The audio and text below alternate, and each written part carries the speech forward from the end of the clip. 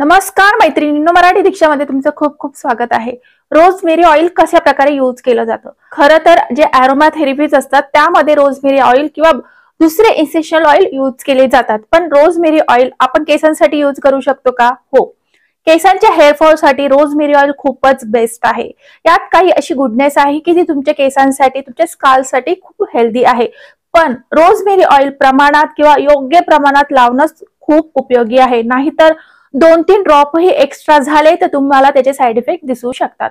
म्हणून योग्य प्रमाणात रोजमेरी ऑइल यूज करणंच बेस्ट आहे। बहुतेक वेळा आपल्याला माहित नसतं की हे ऑइल कशा प्रकारे यूज करायचं आणि थोडंसं कॉस्टली असतं, म्हणून आपण बहुतेकदा स्किप करून देतो, पण याचे इफेक्ट खूप चांगले असते, स्पेशली हेअर फॉल मध्ये।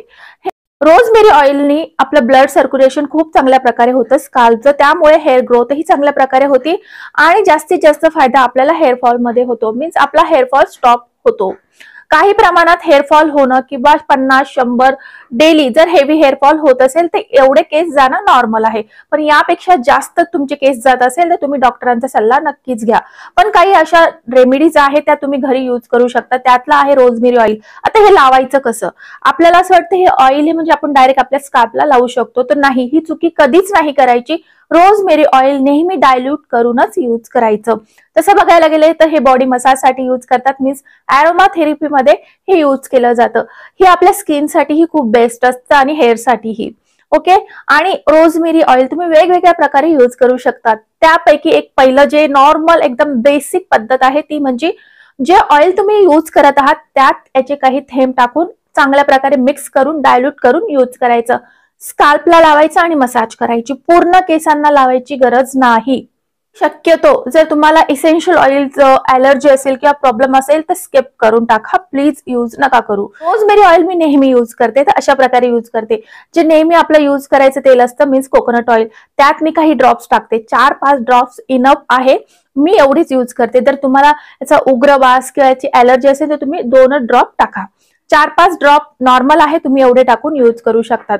चांगल्या प्रकारे डायल्यूट करा आणि हे तुमच्या स्काल्पला लावून मसाज करा, नंतर तुम्ही हेअर ऑइल करू शकतात। ही झाली पद्धत की रोजमेरी ऑइल आपण ऑइल मध्ये मिक्स करून लावू शकतो, जे आपण नेहमी ऑइल लावतो।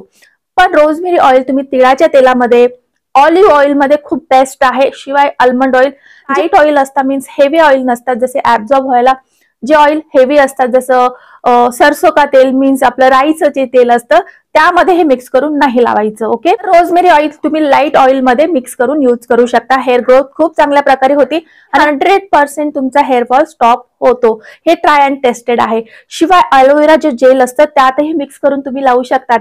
आणि खूपच साधी सिंपल पद्धत जी आहे ती म्हणजे शॅम्पू मध्ये मिक्स करूनही तुम्ही लावू शकतात। आता हे लावायचं कसं? तर मग मध्ये शॅम्पू घ्यायचा, पाणी घ्यायचं, मिक्स करायचं, ही नॉर्मल पद्धत आहे शॅम्पू करायची। डायरेक्ट तुमच्या केसांना शॅम्पू लावून कधीही केस धुवू नका, हे नेहमी लक्षात ठेवा। ओके, तर शॅम्पू तुम्ही पाण्यामध्ये मिक्स केला तर यात 2-3 ड्रॉप रोजमेरी ऑइल टाका, मिक्स करा आणि केसांना लावा। खूप बेस्ट पद्धत आहे केसांना रोजमेरी ऑइल यूज करायचं। जसं ऑलिव्ह ऑइल त्यातही तुम्ही मिक्स करून लावू शकतात, ॲलोवेरा जेल मध्ये मिक्स करून लावू शकता, शॅम्पूतही तुम्ही मिक्स करून लावू शकतात। आणि असे काही हेअर पॅक असतात जे स्पेशली तुम्ही केसांसाठी रेडी केले आहे, तर त्यातही तुम्ही थोडेसे ड्रॉप टाकून रोजमेरी ऑइल यूज करू शकतात। जर एवढं तामझाम नाही करायचं, नॉर्मल बेसिक पद्धतीने लावायचं असेल तर ऑइल मध्ये मिक्स करून लावा। वीकमध्ये 3 दिवस ऍटलीस्ट आपण केस धुतो, ही नॉर्मल पद्धत आहे आणि 3 दिवस धुतलेच गेले पाहिजे आठवड्यातून। ओके, तर यावेळेस तुम्ही अशा पद्धतीने हेअर ऑइल करू शकतात। हेअर फॉलची जी प्रॉब्लेम आहे ती 100% स्टॉप होते, ट्राय अँड टेस्टेड आहे। आणि जर खूपच हेअरफॉल होत असेल तर लक्षात घ्या की हेअरफॉल का होत आहे। काही वेळा हेअरफॉल होणे एक नॅचरल गोष्ट असते, कारण आपण आपल्या केसांची पण एक लाईफ असते, एक सर्टन लाईफ असते। तो केस तेवढ्या वयाचा झाला की तो पडून जातो, म्हणून आपला हेअरफॉल होत असतो आणि हेअर ग्रोथ होत असते।